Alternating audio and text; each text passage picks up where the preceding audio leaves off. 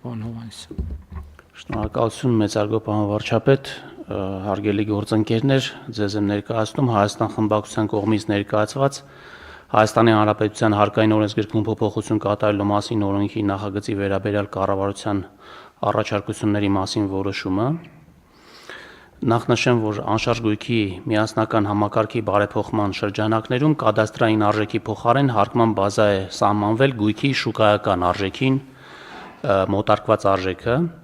զուգահեռաբար վերացվել է գույքի չհարկվող շեմը, վերանայվել են որոշ դրույքաչափեր։ Միաժամանակ հարկային բեռի բարձրացման սահունությունը ապահովելու նպատակով սահմանվել է, որ 21 թվականից սկսած գույքի հարկը վճարվում է նոր կանոններով, տարեցտարի բարձրանալով 25%, 30, 35, 50, 75 և հետագա 26 թվականից հետո արդեն 100% չափով, այսինքն այս փոփոխությունը ուժի մեջ է մտնում աստիճանաբար։ Նախագծով առաջարկվում է սահմանել, որ հարկային օրենսգրքով սահմանված 25 թվականի համար 75% չափով և 26 թվականի տարվա և հետագա տարիների համար 100%-ի չափով անշարժ գույքի հարկի հաշվարկման չափերը կիրառվում են միայն 200 միլիոն դրամից ավելի հարկման բազա ունեցող անշարժ գույքի մասով։ Երկրորդը, մինչև 200 միլիոն դրամ հարկման բազա ունեցող անշարժ գույքերի մասով 25 թվականի տարվա և հետագա հաշվետու տարիների համար անշարժ գույքի հարկի չափը հաշվարկվում է գումարի 75% չափով, այսինքն հաջորդ քայլը չի իրականացվում։ Հիմնավորման համաձայն արդեն իսկ հարկվում են նաև ցածրարժեք բնակարան կամ բնակելի տուն ունեցող անապահով քաղաքացիները, որոնք մինչ այդ ունեին գույքահարկով չհարկվելու արտոնություն։ Բացի այդ նշվում է, որ նախագծի ընդունման արդյունքում ակնկալվում է կասեցնել 21 թվականից տարեցտարի զգալի չափերով ավելացող հարկման բեռի աճը, որն ունի հակասոցիալական և անարդար բնույթ։ Այսինքն, նախագծի ընդունմամբ ակնկալվում է վերացնել 26 թվականի հունվարի 1-ից հերթական շուրջ 30%-ի չափով գույքահարկի բեռի ավելացում նախատեսող օրենսդրական դրույթը։ Այստեղ պետք է նշեմ մի քանի հանգամանք։ Ինչպես հայտնի է, 21 թվականի հունվարի 1-ը անշարժ գույքի հարկման մինչև հունվարի 1-ը անշարժ գույքի հարկման նպատակով որպես հարկման բազա հիմք են ընդունվել կադաստրային արժեքները, որոնք եղել են խիստ թերագնահատված։ Այս իմաստով 21 թվականին իրականացված անշարժ գույքի հարկի համակարգի բարեփոխման նպատակը շուկայական արժեքին մոտարկված արժեքների հիման վրա հաշվարկվող համակարգին անցում կատարելը և դրանովից տեսանելի հարստության կամ ունեցվածքի համարժեք հարկում ապահովելն էր։ Երկրորդը, հատկանշական է, որ մինչև նոր համակարգի ներդրումը գործող գույքային հարկերի ամբողջ ներուժը կազմում էր համախառն ներքին արդյունքի 0.2%-ը, ինչը չափազանց ցածր ցուցանիշ է համադրելի երկրների համեմատությամբ։ Այստեղ պետք է նշեմ, որ տարբեր երկրներում այդ ցուցանիշը հասնում է 1, 2, 3%-ի։ Այսինքն, Հայաստանի Հանրապետությունում անշարժ գույքի հարկի ներուժը որպես համայնքային բյուջեների եկամտի կարևոր աղբյուր գործնականում գրեթե չի օգտագործվել։ Հատկանշական է նաև այն, որ համակարգի վերանայման արդյունքում 26 թվականի հարկի ներուժը 26 թվականին կանխատեսվող հնայի նկատմամբ գնահատվում է շուրջ 0.35%, այսինքն ավելացումը լինելու է ընդամենը 0.15%-ային կետով, ինչը նշանակում է, որ անշարժ գույքի հարկի բեռը դեռ շարունակում է ցածր լինել։ Կատարված աշխատանքների ընթացքում քննարկվել և գնահատվել են հարկման սանդղակների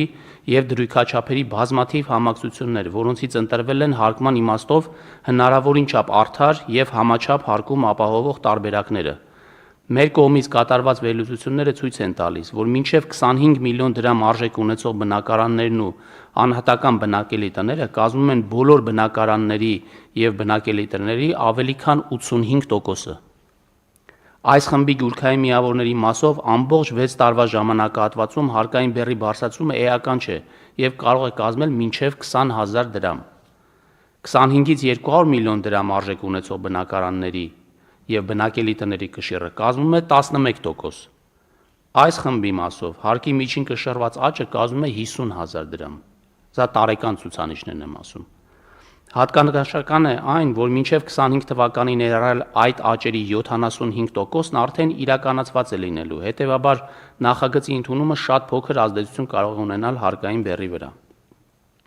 Անշարժ գույքի հարկը սեփականության հարկ է, եւ այդ հարկի գծով պարտավորությունների չափ ուղղակի պետք է կախված լինի գույքի արժեքից։ Այսինքն, որպես հարկատեսակ դրա մեծությունը չպետք է կախված լինի գույքի սեփականատիրոջ սոցիալական կամ այլ կարգավիճակից։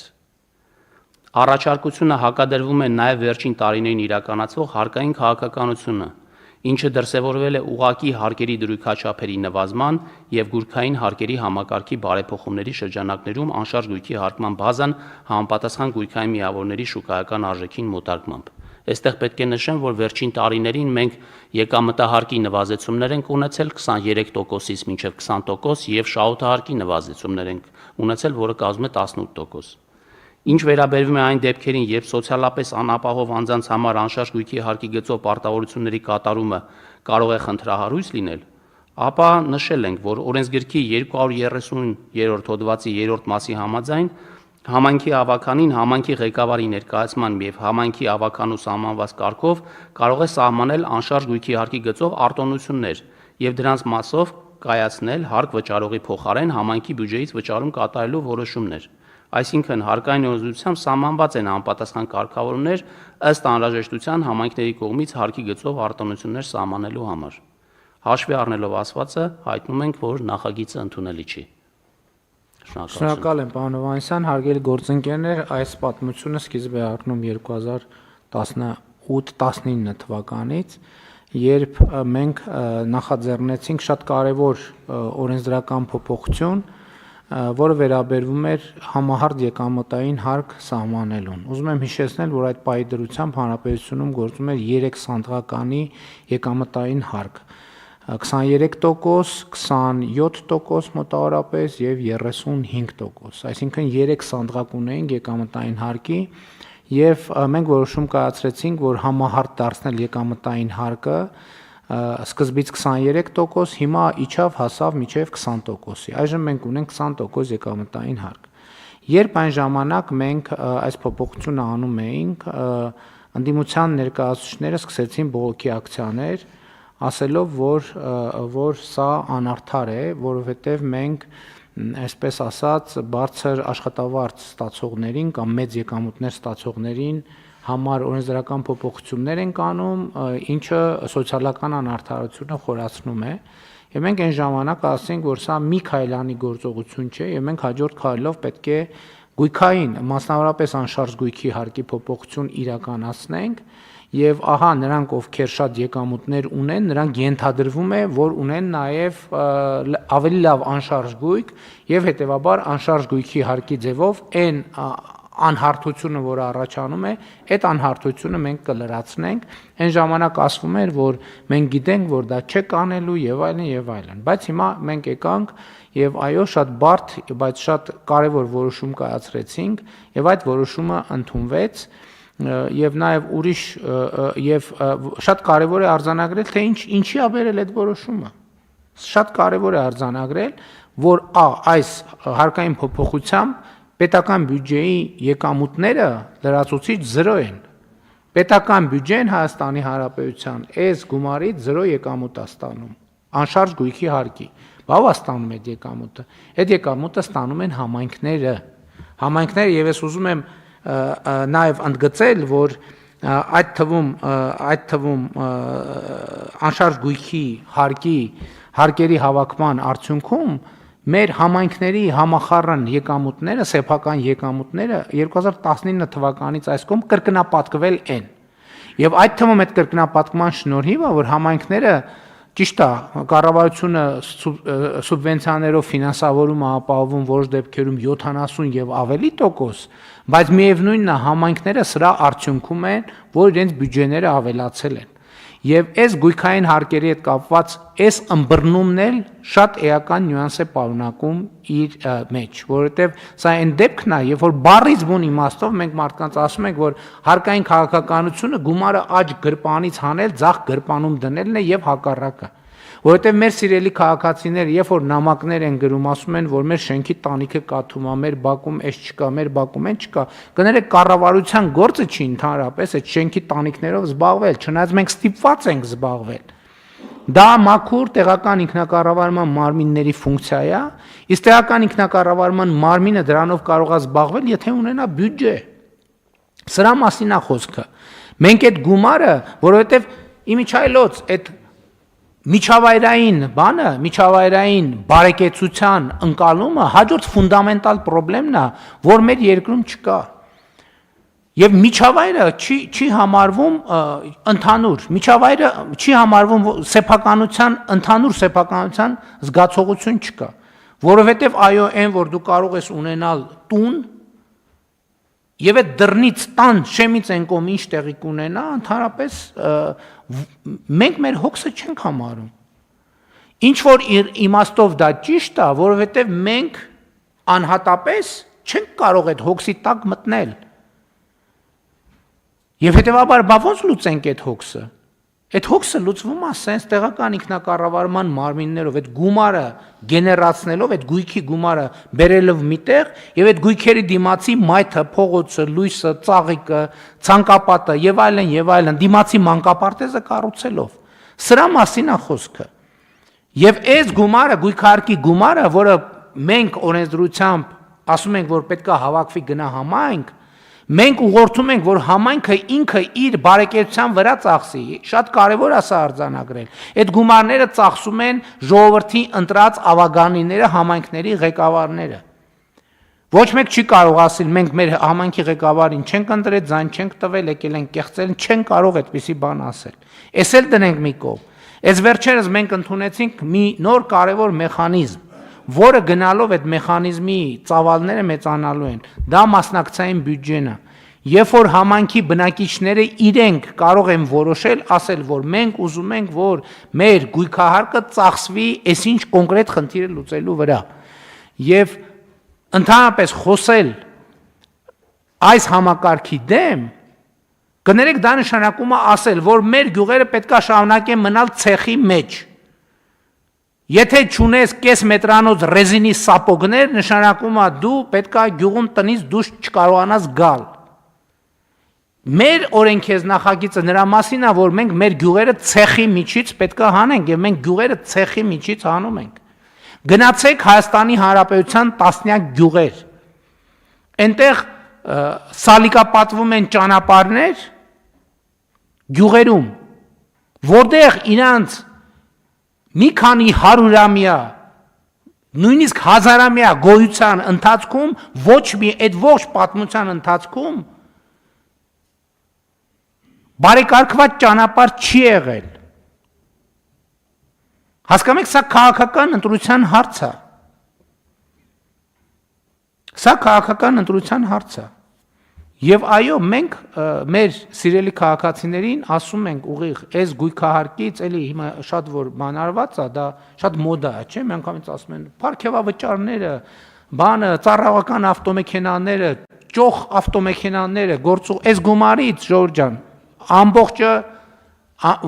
ոչ մի բան այդ նպատակների համար չի ծախսվում։ Եվ հետևաբար ինչքան էլ բարդ է, ինչքան էլ դժվար է, ինչքան էլ պոպուլյար չի, մենք այս որոշումը կայացնենք, մեր պինդ կանգնելու ենք այս որոշման վրա, պինդ կանգնելու ենք այս որոշման վրա։ Կներեք, այս հարցում չի լինելու ոչ մի կոմպրոմիս, բացարձակապես ոչ մի կոմպրոմիս, որովհետև մենք այս հարցով ստիպում ենք, որ համայնքը զարգանա, ստիպում ենք, որ համայնքը ավելի լավ ապրի, ստիպում ենք, որ գյուղը ցեխի միջից դուրս գա։ Ստիպում ենք եւ իհարկե մյուս կողմից էլ սուբվենցիաներով ֆինանսավորում ենք։ Մյուս կողմից էլ բանով դոտացիաներով համայնքին 30 տարի է մենք խոսում ենք տեղական ինքնակառավարման մարմին ինստիտուտը պետք է ուժեղացնել։ Ոնց են ուժեղացնում։ Կենացով սենց են ուժեղացնում։ Սենց են ուժեղացնում եւ համայնքները ֆինանսական կարողություններ են ստանում հարցեր լուծելու։ Քաղաքացիները իրանք ֆինանսական կարողություններ են ստանում հարցեր լուծելու, որովհետեւ նախագծի հեղինակներին ձեռ է տալիս, որ համայնքը չունենա այդ հնարավորությունը, որ երկար ջպերով մարդիկ գան, ասեն, հա ինչա պետք ստեղ, բան, հա մի հատ էլ բան արեք, գրավիլ բերեք, լցրեք, ու բոլոր գյուղացիները զարմանան, ասեն, վայ, սա հրաշք է, երկնային մանանա է, ոնց գրավիլ եկավ, բան, մի քանի բան, քերած ասֆալտ եկավ, պետքա բան անել, երկրպագել, այդ հաստ վզերով եւ մեծ գլխերով մարդկանց, որ կարողացան երկնքից բանի Մովսեսի նմանությամբ մանանայի փոխարեն գրավիլ իջեցնել եւ մեր փոսերը լցնել, որի գոյությունը միջև հաջորդ անձրևն է։ Եվ սա այո քաղաքական ընտրության հարց է, որովհետեւ մենք մարդկանց ցեխի միջից հանելով մարդուն տալիս ենք ազատություն, այդ թվում որոշելու եւ շարժվելու ազատություն։ Իսկ մեր գործընկերներն պետք է որ մարդը մնա ցեխի մեջ, որ այդ երկնային գրավիլը անընդհատ երկնային բրինձը, երկնային գրավիլը, երկնային տուկի թելը, երկնային սալյարկան, անվորակ տենց անընդհատ երկնքից թափվի։ Ոչ, ժողովուրդ ջան, երկնքից ոչ մի բան այլևս չի թափվելու, թափվելու է պետական եւ տեղական բյուջեներից։ Ու չի թափվելու, այլ կոնկրետ որոշումներով համայնքի եւ քաղաքացիների ծախսվելու է ձեր կոնկրետ կարիքները հոգալու համար։ Ինչն է ձեր կոնկրետ կարիքը, դուք ինքներդ ձեր համայնքի հետ որոշեք։ Ստեղ մենք էլ ենք արդեն կառավարությունը պետք է քայլ հետ քաշվի։ Համայնքը ինքը մեզնից լավ գիտի, թե որն է իր առաջնային։ Իսկ եթե համայնքը լավ չգիտի, մենք քաղաքացուն էլ հնարավորություն ենք տալիս, նախորդ մի երկու նիստ առաջ դրա մասին խոսեցինք։ Հնարավորություն ենք տալիս, որ մարդիկ կառավարեն իրենց համայնքը։ Իսկ առանց բյուջեի կառավարել հնարավոր չի։ Առանց եկամտի կառավարել հնարավոր չի։ Մենք մի անգամ կարծեմ դրա մասին խոսեցի, այն խորհրդային միության չգիտեմ, գուցե հիմա էլ կան որոշ տեղերում այդ կոլեկտիվներում որ կար, չասում էին լատարե ենք խաղում, որ աշխատավարձերից հիմա էլ կա, հա, այսինքն կուտակվում է գումարը եւ ծախսվում է այս գույքահարկը բոլոր քաղաքացիների համար դա է, որովհետև լատարե են խաղում, այսօր մեկի բակի դիմացնեն բարեկարգելու, մյուս օրը կողքի փողոցնեն բարեկարգելու, այն մյուս օրը երրորդը, այն չորրորդ օրը զբոսայգին, այն հինգերորդ օրը շատրվանը, վեցերորդ օրը մանկապարտեզը, յոթերորդ օրը չգիտեմ գրունտային ճանապարհը եւ այլն եւ այսպես շարունակ։ Եվ սա պետք է լինի մարդկանց ընկալումը այս օրենքի եւ այս համակարգի մասին։ Եվ սա այն դեպքերից է, որ ես, գիտեք, շատ են ասում մեր մասին, էլի մեր ընդդիմախոսները եւ բաները, եւ ընդդիմախոսները եւ չարախոսները, որ սա թույլ կառավարություն է, թույլ իշխանություն, թույլ կառավարությունը չի կարող այսպիսի որոշումներ կայացնել։ Ուղղակի չի կարող։ Մենք կայացնում ենք այնպիսի որոշումներ, որ 30 տարի անընդհատ քննարկվել է տեսականորեն եւ այլն ու չի կայացվել։ Ֆինանսական համահարթեցման մասին օրենքի նախագիծը, որով դոտացիաների հետ փոփոխություն, գնացեք, հանեք արխիվը, տեսեք, որ թվից է Հայաստանի Հանրապետության կառավարության եւ ազգային ժողովի օրակարգում։ Այդ օրենքը նույնիսկ առաջին ընթերցմամբ, եթե չեմ սխալվում, ընդունվել է 2007-8 թվերի կողմերը։ Երկրորդ ընթերցմամբ չի ընդունվել։ Ինչի, որովհետև Հայաստանում ուժեղ իշխանություն է եղել։ Այդ թվում նույն պատճառը, որովհետև ձեռ չի տվել ցեխի միջից հանել։ Բա որ ցեխի միջից հանեին, ո՞նց էին ընտրակաշարք բաժանելու գրավիլի, ասֆալտի, չգիտեմ ինչի տեսքով։ Մեր երկրում էլ եմ ասում, այն օր Գյումրիում եմ ասում, թեմաներ կա, որ արդեն մարդիկ չեն հիշում։ Ոչ մեկ չի հիշում, որ ասֆալտ հասկացությունը ուղիղ կապված էր ընտրությունների հետ։ Կար ընտրություն, կար ասֆալտ, չկար ընտրություն, չկար ասֆալտ։ Ընդ որում տեխնոլոգիական լուծումներ կային, հավաքովի ասֆալտ, փռում ես, ընտրվում ես, մնում ասֆալտը, չես ընտրվում, փաթաթում տանում ես, մինչև հաջորդ ընտրություններ։ Այսինքն մարդիկ մոռացել են, որ Հայաստանում ընդհանրապես տենց բան է եղել, հասկանում եք, մոռացել են։ Այն ասֆալտը, որ մենք հիմա ուղակի անում ենք, եթե ընտրական տրամաբանության բան էինք, մինչև 2082 թիվը այդ ասֆալտով կարելի էր ընտրություններ անել, հարգելի գործընկերներ, առանց չափազանցության։ Բայց մենք այս մեր գործիքը, հասկանում եք, ես ուզում եմ սա ճիշտ գնահատվի սրա քաղաքական իմաստը, այն գործիքը եւ լծակը, որ ընդունված է եղել, որ կառավարությունը իր ձեռքում պահի, որ որպես լծակ օգտագործի քաղաքական նպատակներով, մենք այդ գործիքը տալիս ենք մարդկանց ազատություն ենք տալիս, որոշումներ կայացնելու, զարգացման օրակարգեր որդեգրելու եւ իրականացնելու համայնքի տրամաբանությամբ, իհարկե կառավարության լիազորությունները եւ գործառույթները որևէ կերպով չզիջելով։ Եվ ես խնդրում եմ, որ այստեղ մենք շատ սկզբունքային գտնվենք, որովհետեւ սկզբունքային չգտնվելու դեպքում մենք չենք կարող զարգացման այն օրակարգը, որը բխում է մեր երկրի շահերից,